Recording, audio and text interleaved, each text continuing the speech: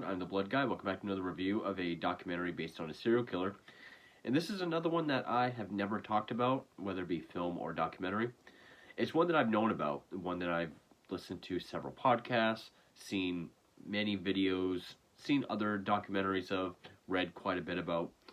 Though I don't have any books specifically on him, he appears in a lot of encyclopedic books that I have. But for this, we're going to Canada, which I think I've only mentioned Canada in one other serial killer review, which was the film Carla, with Laura Prepon as Carla Homolka, one half of the Ken and Barbie killers, Carla Homolka, Paul Bernardo.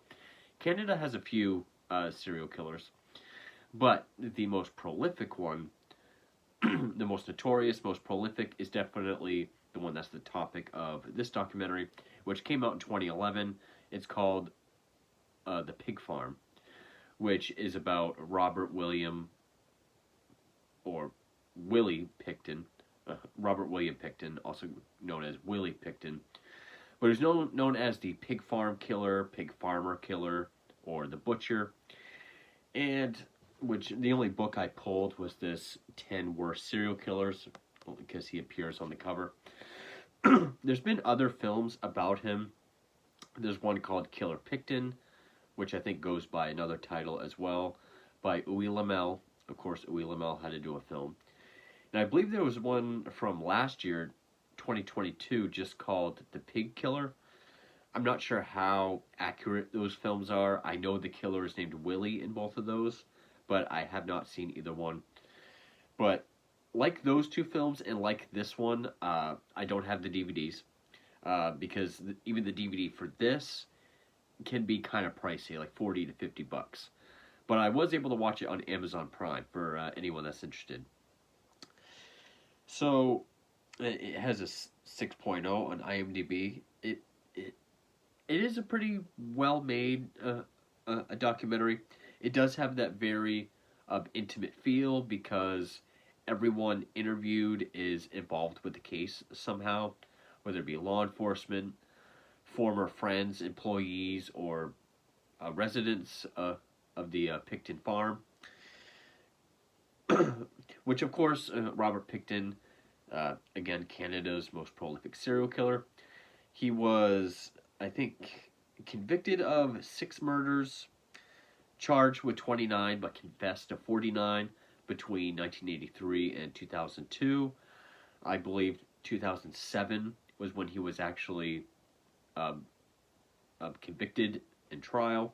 He was apprehended February 22nd of 2002. He was known to pick up prostitutes, bring them back to his farm. Various things would happen. Either he would supply them with drugs, or they already had drugs. He also had some drug addict employees and friends that would live on the farm. And he would strangle, stab, whatever, the prostitutes, hang them up in the barn, gut them, saved certain parts, and fed the rest to pigs, or buried them around the farm property. It's been believed but never proven, because he would do a lot of butchery for people around Vancouver, because that's specifically where it takes place, in Vancouver. That some of the meat that they got from him was human, but I think that's more speculated than it's never been proven. Now, despite the title, The Pig Farm, it's more an investigative procedural. It's more about why the investigation took so long, which takes place between 1997 and 2002, when he was actually apprehended. 97 was really the start of the investigation. But like a lot of murder cases where the victim profile is prostitutes, it does show the lack of interest from law enforcement, the lack of interest either from families or unable to find families, unable to identify them. But one of the major complications in this case was there were no bodies. These were not homicide cases.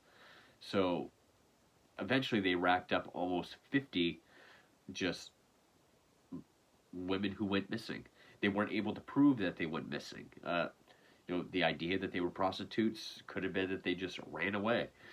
So the documentary goes into that, which it doesn't really go too in depth with Picton or the farm, which is kind of what I was expecting with the title The Pig Farm. Because, sorry I'm wheezing so much. Spring.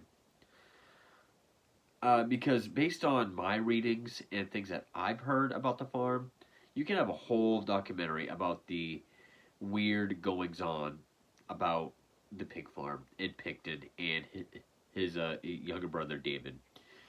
Which I think David's only mentioned by name once in this whole documentary. Uh, you know, he was kind of living the Charlie Sheen lifestyle of on the farm. Very briefly mentions that the 40-acre farm that the family bought in 1963 was kind of sectioned and sold off by investors and developers, making the Picton kids multi-millionaires. I don't even think it mentions Picton's sister, who eventually did move away. And it doesn't really go into much of what Picton did to his victims. It's pretty much just alluded to after the fact when they say what parts of them were found on the property. The only real thing about Picton, or the only link to Picton other than investigating his murders, is like a lot of documentaries, occasionally you'll just get an audio clip of this tape, this audio diary that Picton kept from 1991, which I don't think all the audio is from that 91 of audio diary. I think some of it was part of his confession or interrogation, because some of it you hear voices from other people asking him questions. But also, a lot of the talking heads, like former friends, former employees, former residents of the farm, they talk about Picton. They talk about some of the stuff that happened on the farm. That's pretty much it. That's all we get for Picton. Really, about 75-80% of the documentary is all about the investigation. All the hurdles that they had, all the setbacks they had, how, kind of like Dahmer, there were so many chances that they had to catch Picton.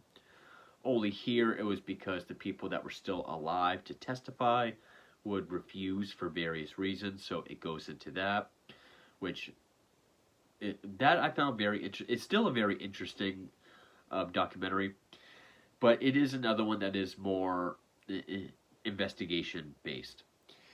But you do get a lot of people in law enforcement, how they sharing their stories with it, which is always interesting. You get a lot of archive footage, photos. Every time they mention a victim, there's a photo. Of course, it doesn't mention all 49 that he confessed to. It does mention a lot. It'll go in depth with some of them. Actually, very few of them. Some of the families and friends of some of those victims are interviewed. We get their side of it, how they tried to help out. One guy's interviewed how he set up a tip line, but it was used for pranks, like people would prank call him. The mother of another victim would try to find out any information, like where's my daughter live? They wouldn't tell her. So it really shows how the attitude of law enforcement, very little people even wanting to treat this like a homicide investigation. In every step where there is a hurdle, or where if this person just stepped forward, it says, Picton could have been caught, at one point it says 2 years earlier, saving the lives of 11 women. So that comes up from time to time. There is a lot of information, and it is well made, with the audio tapes. Sort of the first half doesn't really mention Picton that much. So like when you get a photo of Picton,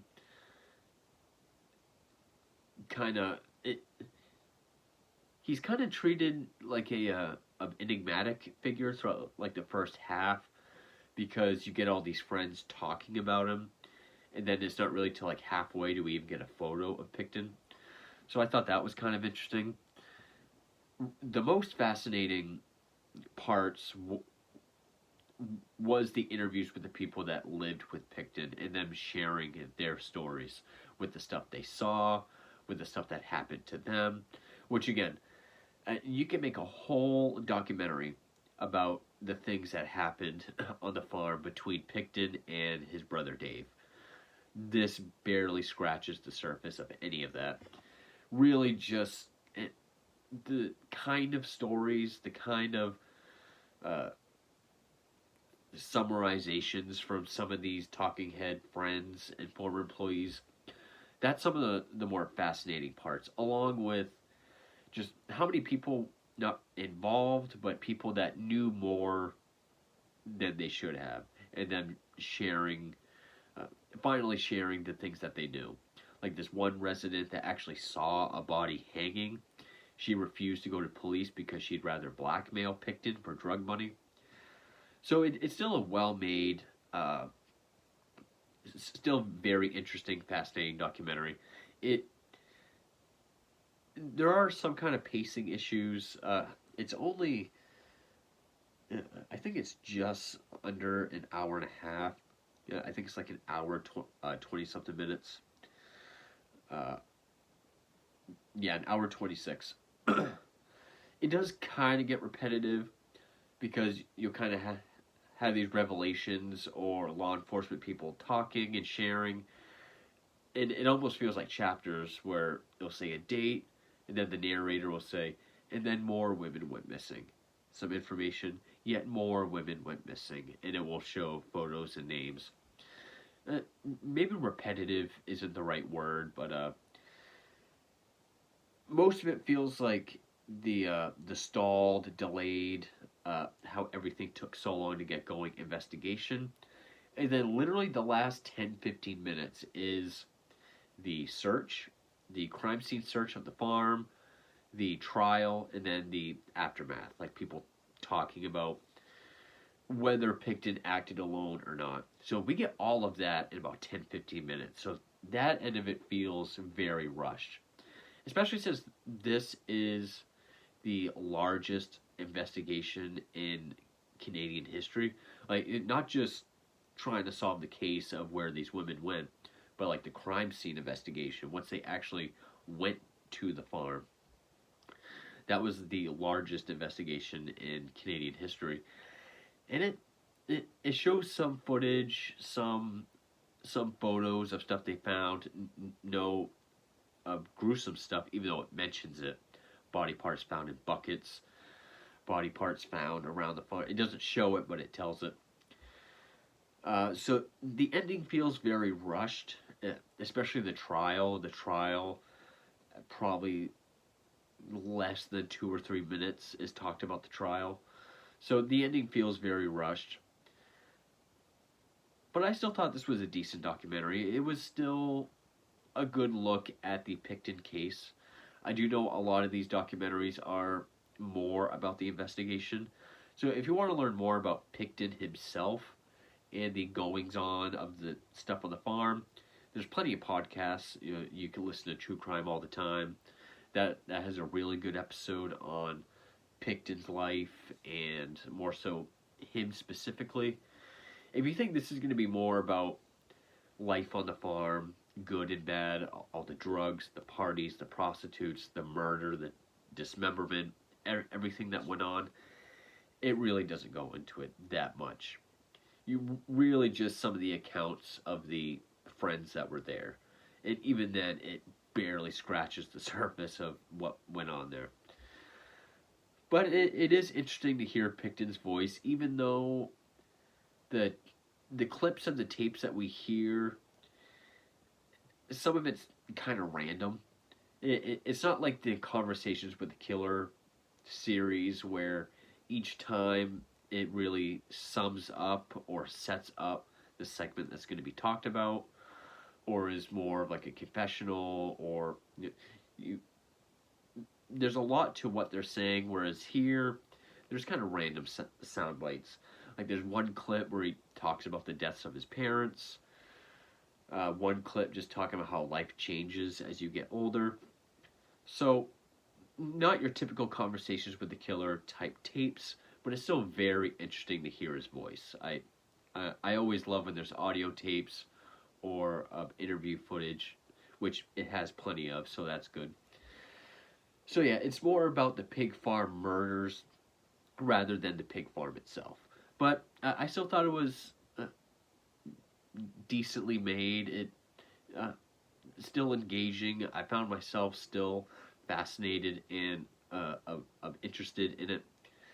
So yeah, the DVD is kind of pricey, but you can find it on at least Amazon Prime. I do know it's on there. That's where I watched it. So with that, I guess we'll get into the short summary and then what the a documentary actually covers.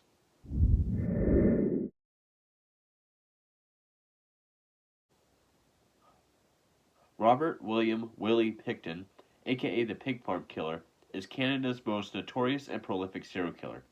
While only convicted of 6 murders, he was charged with 26 and ultimately confessed to 49 between 1983 and his arrest in February 2002.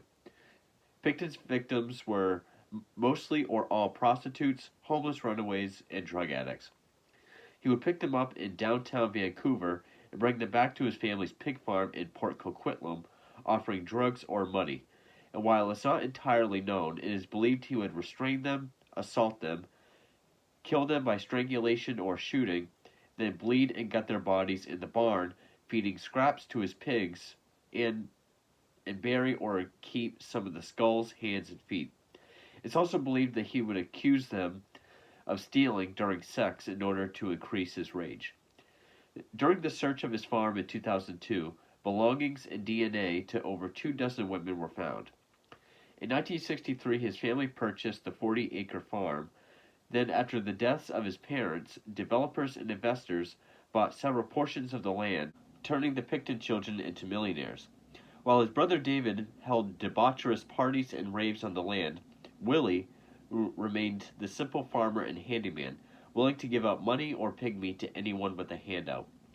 Many of the live-in employees of the farm were also drug addicts, some of which became involved with sex workers and blackmailing Willie with information of his killings.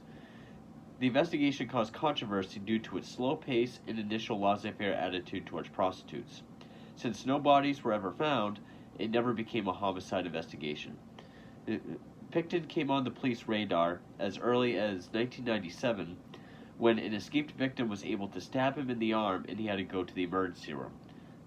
After that, Willie had many close calls with police, but they were never able to give charges or issue a search warrant since parties were never found or refused to cooperate. After a stint of surveillance in 2001, Picton was arrested in February 2002 after a tip from a former employee about illegal weapons led to a search warrant. Women's clothing, IDs, and DNA were found and led to the biggest crime scene investigation in Canadian history. Among the many things found were skulls cut in half with the hands and feet inside of them, jawbones, parts of the victims stuffed in garbage bags, firearms with dildos attached to the barrel, night vision goggles, and syringes. He was found guilty on 6 counts of second-degree murder and given the maximum sentence of life with no parole for 25 years. The remaining 20 murder charges have been stayed, leading to polarizing reactions from families, along with other controversies in the trial. He's since exhausted all of his appeals. In 2016, Picton gave a manuscript of his autobiography to a fellow inmate who gave it to a construction worker who typed it out and got it published, but it was pulled from Amazon, despite Picton's name not being on the cover. Willie Picton still maintains his innocence, and many believe he did not act alone, though this has never been proven. And so now we'll go into what the documentary actually covers. It opens up in Vancouver, 1997, downtown East Side. It goes into the drug epidemic and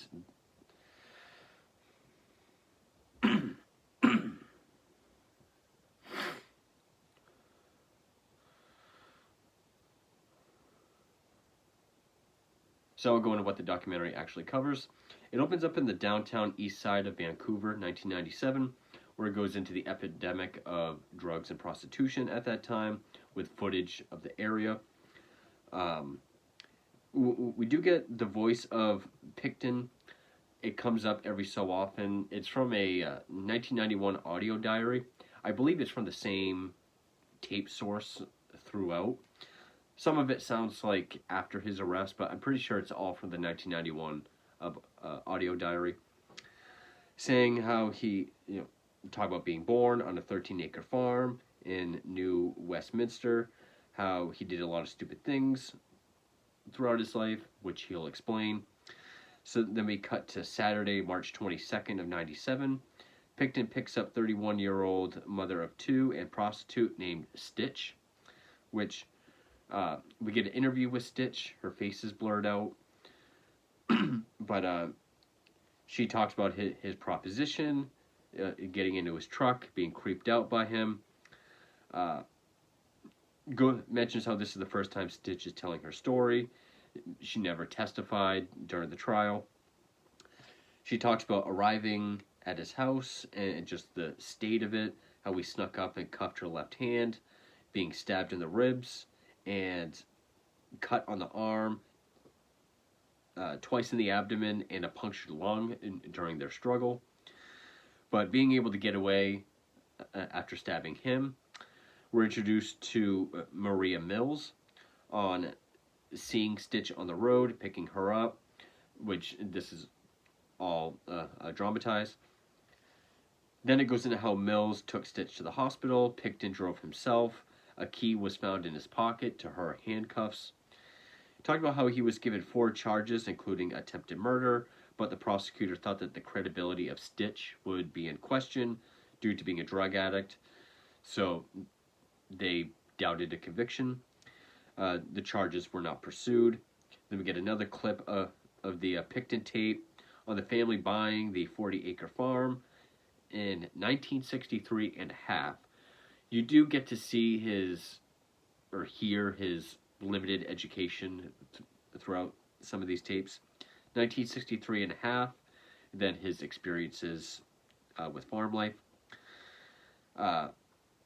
Port Coquitlam being a growing suburb.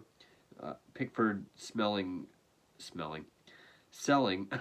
lots of land in 94 and 95.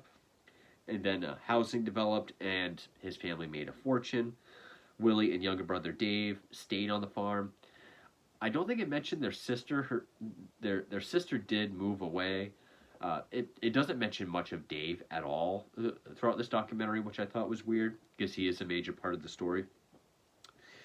Then we're introduced to Lisa Fields, who is a friend of Picton's, on how it used to be a working farm, and then after the money, people just started hanging around.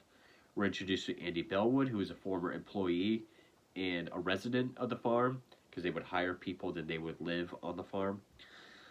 He talks about hanging around the farm, having shelter, drugs, and work, and how Willie always passed out money to anyone with their hand out. It goes into how by 1997, over a dozen women from the area went missing, including Marnie Frey. Her stepmother, Lynn, talks about her childhood, getting into the wrong crowds and drugs, going into her addiction. And this is all put to photos of her in her life.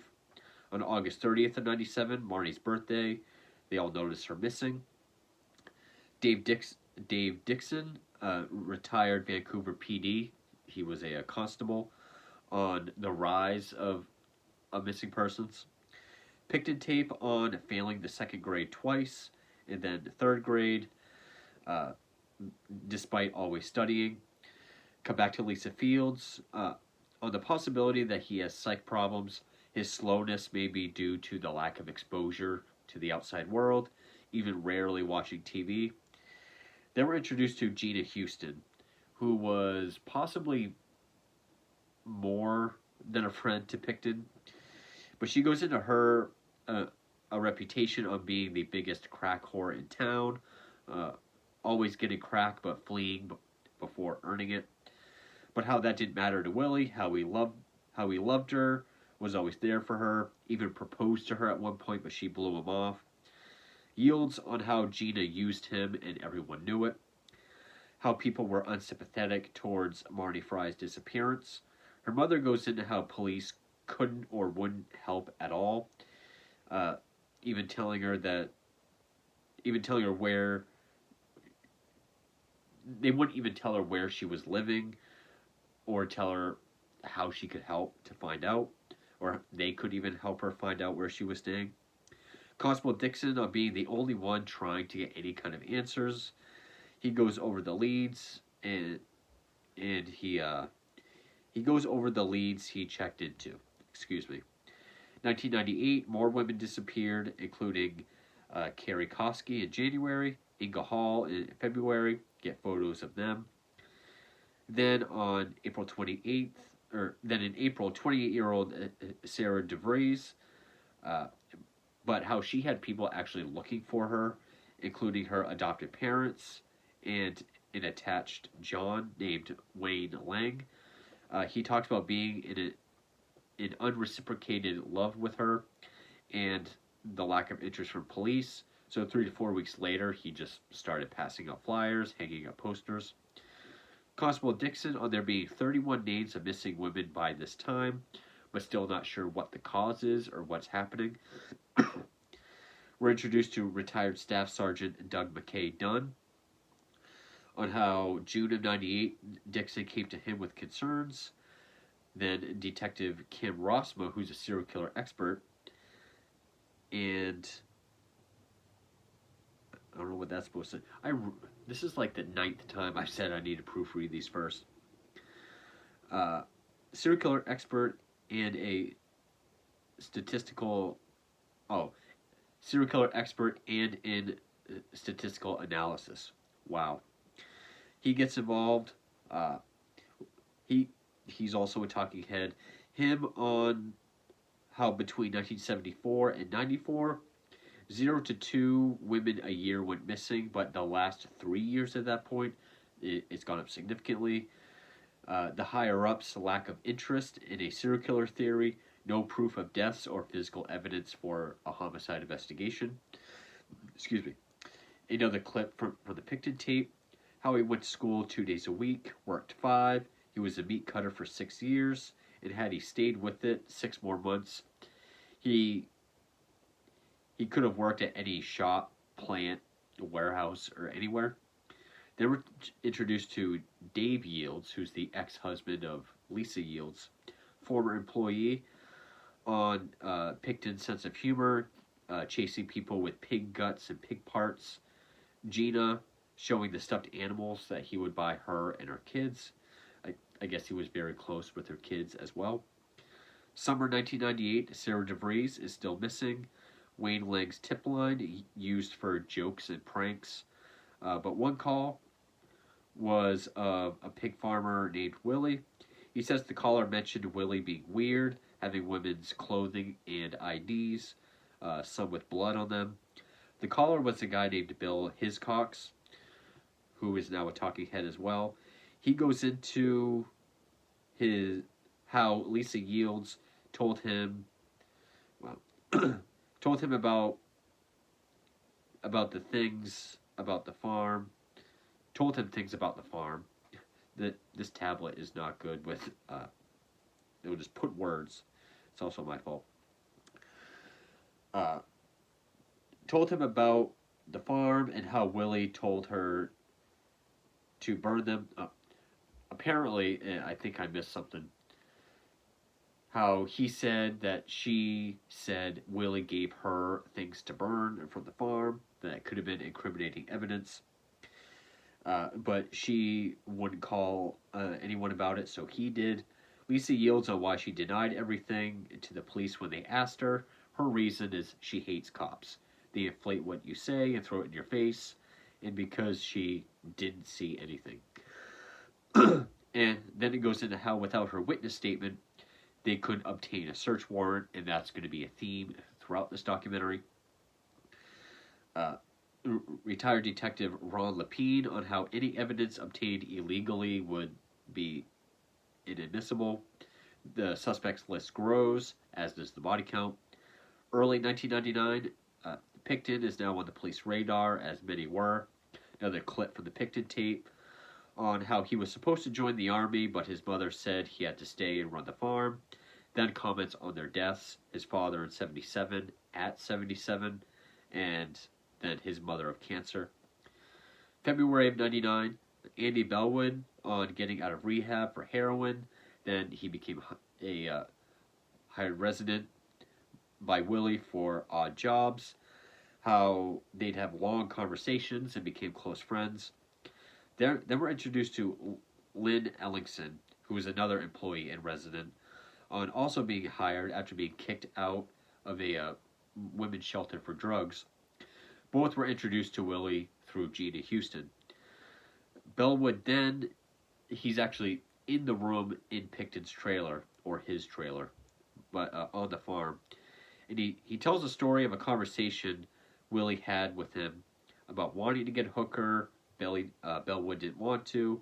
Pulling from underneath the bed handcuffs, a belt, and a wire, and how he demonstrated what he does with hookers, which, get behind them and strangle them.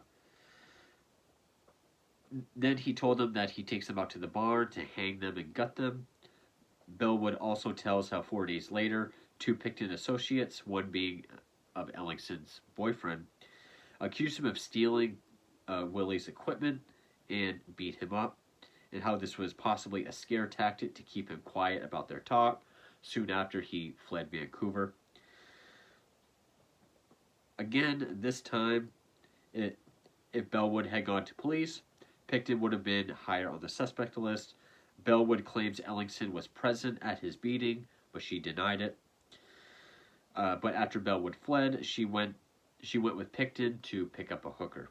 March 20th of 99, Lynn Ellingson now describes the proposition and the hooker accepting, then describes how at one point in the night she was walking around the house, didn't see anyone, but saw a light on in the barn, so she went out there and she saw a woman already hung up in the barn, and then Picton grabbed her and threatened that she'd be next if she told anyone. Another clip of the Picton tape describing what he has on the farm, like the barn, cows, pigs. That keeps him busy, as does odd butcher jobs for people, including doing 40 to 50 head that year. I try to look up what that means. I'm guessing it's a term for butchery. Goes into more disappearances, including Brenda Wolfe, a photo of her, but not reported for a year. According to Ellingson's description, the hooker they picked up was possibly Georgina Papin. Shows a photo of her and her child. Detective Lapine on there being around 100 suspects at that time. May 1999, footage of a memorial march done by the public, also demanding to find these women, along with footage of Serena Abbotsway, who was a notorious prostitute in the area, who had just been beaten by a John, claiming to be able to sense who the killer might be, and that sixth sense will help keep her out of trouble. Like, if a John pulls up, she will be able to tell it's him and not get in the car. Media coverage intensifies, including America's Most Wanted, despite this taking place in Canada. It shows clips of that episode, and in July 1999, which is when the episode aired, proposing a $100,000 reward. Summer of 99, the tip Vancouver PD got from an informant, which was Ellingson had told the informant what she saw, but the informant, Ross Caldwell, was also an addict, which hurt his credibility. Lapide goes into how he believed him, but he had to get a formal statement in front of the RCMP, the Royal Canadian Mounted Police. But he was way too high, and they didn't believe him. Their last hope for a warrant was Ellingson, who had since moved out of the area, but she was found and did an interview, but she denied everything and was let go. But Frank Henley of the RCMP, who's now a talking head, recalls a quote from her that didn't dawn on him at the moment, but had haunted him for the rest of the investigation.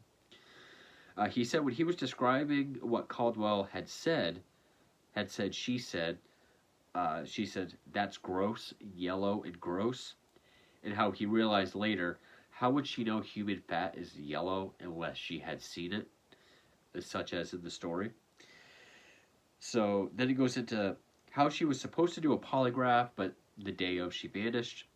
She, she then describes why she didn't cooperate, because she admitted to blackmailing Picton at that time for drug money. Hindley and Lapine on how if she had cooperated, it would have given them what they needed and changed everything throughout the course of the investigation. Meaning he would have been caught 2 years sooner, and 11 more women probably would have been saved. Another clip of the Picton tape talks about life changing, old friends dying, new friends coming in, never no end to life. Autumn of '99, Picton's put under surveillance. It shows a shot of the farm from the surveillance cam. Lapine on how he never went anywhere or did anything, making him an inactive target. The one time police did stop him with someone in his truck, he was giving a ride to Gina Houston's 13-year-old daughter, which blew their whole operation.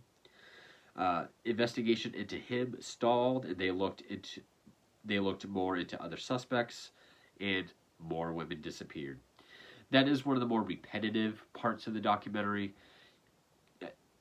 Get more information, and then like at the end or beginning of another segment, it'll just say, and then more women disappeared, which is part of the story, but it does feel kind of repetitive. January 19th, 2000, Picton shows up at Coquitlam's RCMP unannounced for an interview. They had gone to him several times before, but he was never home. Houston was with him. She says they didn't have anything on him. It was a 6.5-hour interview. How she vouched for him by saying that he's a model citizen and that he offered them to come and inspect his farm or take DNA, anything to get them to stop looking into him. They went to the trailer, saw nothing, then looked into other suspects. How they arrested Barry Thomas Niedermeyer, shows his mugshot, for beating several prostitutes and was in connection to the missing women. And then it mentions another suspect, Robert Lee Yates, the notorious serial killer of Seattle, who killed 17 prostitutes. He had just been arrested at this time. And I've actually talked with Robert Lee Yates numerous times. I have several letters from him, a bunch of origami that he sent me. So it was kind of cool to see that he was actually a major suspect in this case. Autumn of 2000, we're introduced to Dinah Taylor. How she talked about moving onto the farm, but only living there off and on. How we tried to get her away from drugs and off the street. Judging by this, I think she's still on them. The investigation going nowhere, almost in the same place as 2 years ago. There's a clip of Detective Constable Laurie Shenher, if I pronounce that correctly, on some Canadian talk show called Vicky, saying how they're no closer to finding the missing women.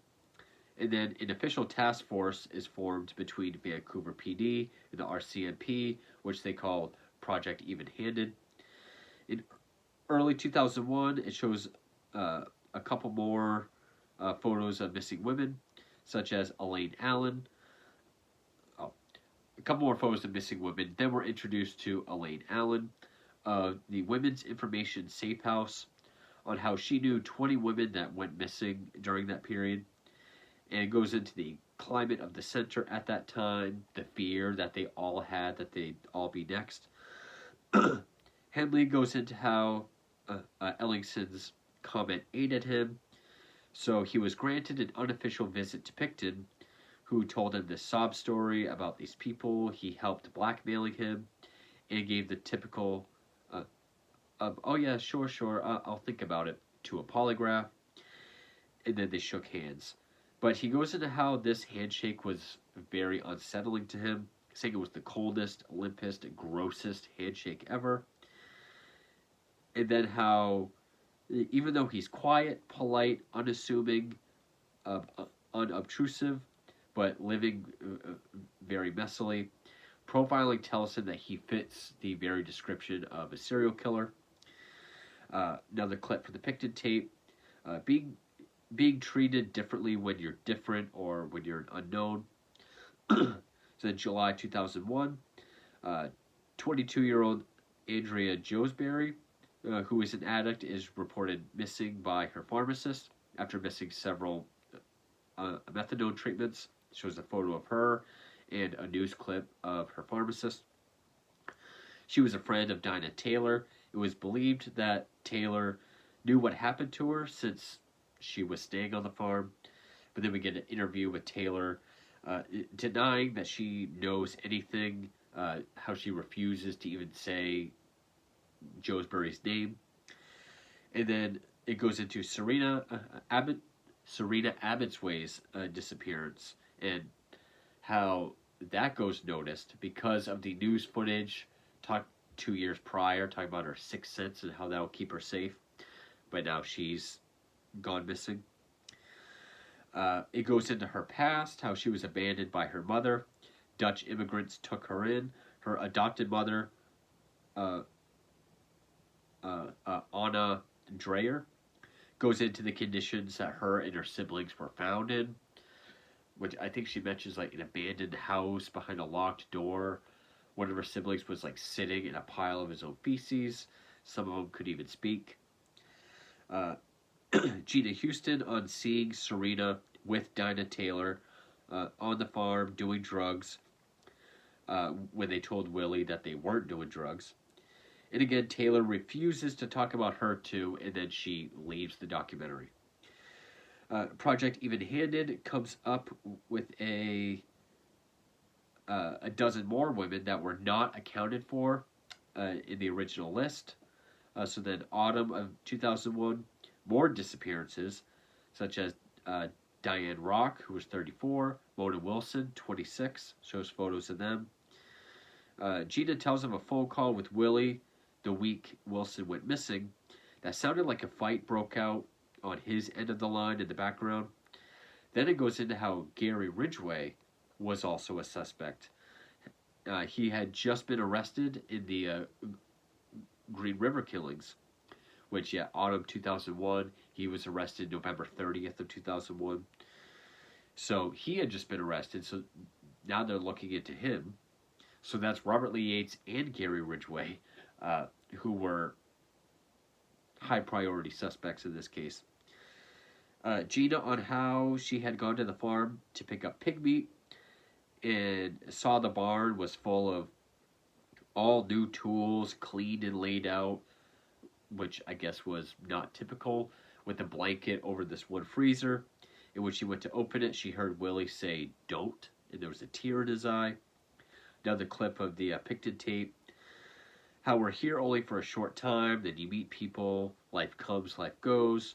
You're here one day, gone the next. Picton is now in the top 40 high priority suspects. Scott Chubb, former farm employee, goes into how he had served collectively around 10 years in jail, had given police a tip, hoping to get paid, that he saw illegal weapons on the farm, though he never saw Willie use them, he just knew they were there. And this gave police grounds to finally search the farm, and also search it unexpectedly to Willie. So then, February 5th, 2002, shows footage of police coming into the farm, photos of some of the findings, how they found women's clothing, IDs, syringes, and Serena Abbotsway's inhaler. Again, shows photos of all that. Footage and dramatizations of the search. Lisa yields on the last time she saw Willie. He looked stressed and tired. Asked her if he goes to jail, would she visit? And then, she didn't believe him. She was just like, what could you have possibly done that's going to land you in prison? February 22nd, 2002, footage of the press conference announcing 52-year-old Robert William Picton being charged with 2 counts of first-degree murder. Staff Sergeant McKay on how, as they set up to search the crime scene, he said he said to other people there that it was going to be the most horrendous crime scene ever investigated, and anyone involved would never be the same. They're going to have nightmares for the rest of their life. News footage of the crime scene, search, and then audio saying hands were found. How was the largest investigation in Canadian history. On a Dreyer on how Serena's head, hands, and feet were found in a bucket in the freezer. The rest was never found. Mentions how Andrea Joesbury's remains were found in the same bucket. And elsewhere on the farm, bones and teeth matching Mona Wilson, Brenda Wolfe, Georgina Papin, and Marty Frey, with DNA and belongings linked to over 24 other women. Cut back to Stitch for the very beginning.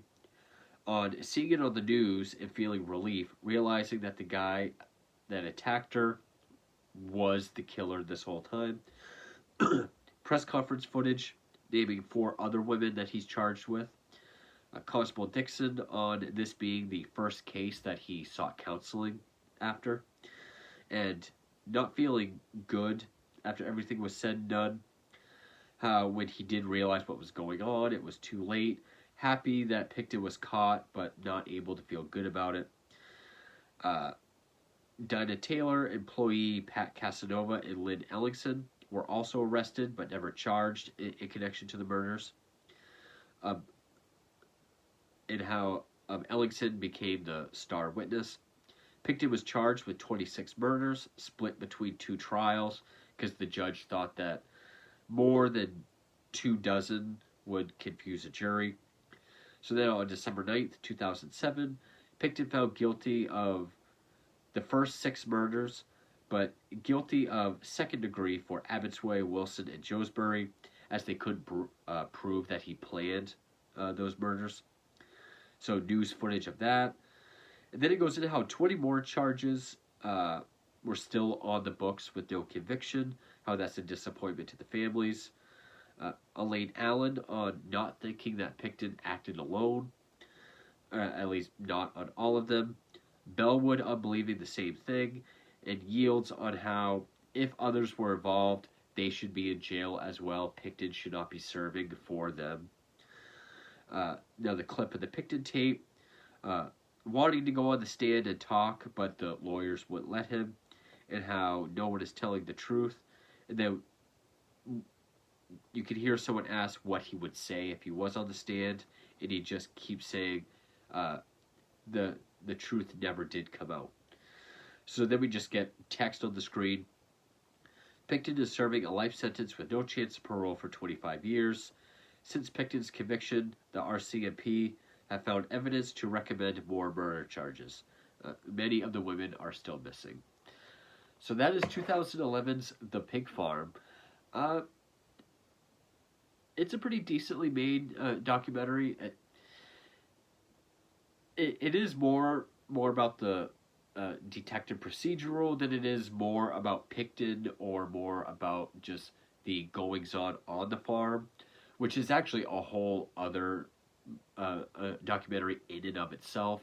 I think this should have been called more like the Picton murders or the Pig Farm murders, because it was more about the investigation rather than the life and times and crimes on the Picton farm, which I would like to see a documentary on that, because that's just a whole other wild story that I have looked into. I mean, it didn't really go into Dave's involvement, having all these wild Charlie Sheen parties, and it didn't really go much into Picton either. But what did help keep the interest is the fact that everyone interviewed were people that knew Picton, friends, former employees, and people involved in the investigation, which did give it a more intimate feel. I really like documentaries like that.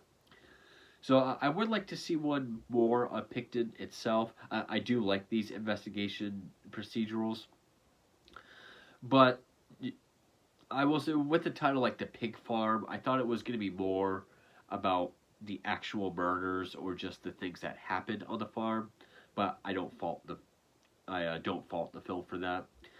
And there is Killer Picton by Uwe Lamel, which is hard to find. And then there was one from 2022 called The Pig Killer. I think both are very loosely based. But yeah, that's my review for 2011 Robert William Picton documentary, The Pig Farm. I'm not sure what I'll be doing next, but stay tuned for whatever that is, and thank you for watching.